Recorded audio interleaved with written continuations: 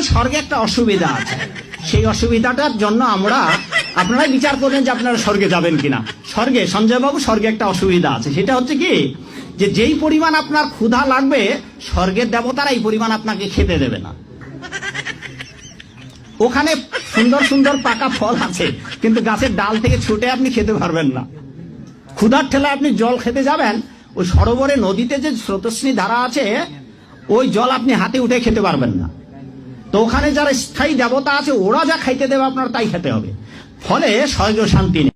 জান্নাতের সবচেয়ে বড় বিষয়টা কি? আল্লাহ পাককে আমরা এই চোখ দিয়ে দেখতে পারবো ইনশাআল্লাহ। জান্নাত মানে কি? যা ইচ্ছা তাই করতে পারবেন। জান্নাত মানে কি? আপনি চাচ্ছেন, আল্লাহ আমি এখন একটা খামর চাই, শরাব আপনার সামনে হাজির, চিন্তা করার সাথে সাথে। জান্নাত মানে কি? আল্লাহ আমি আপনাকে দেখতে চাই, আল্লাহকে আপনি দেখতে পারবেন।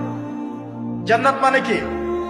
আপনি মধুর নহর, দুধের নহর, পানির নহর, শরাবের নহর, হুরে নিন চতুর্দিকে ঘোরাফেরা করছে।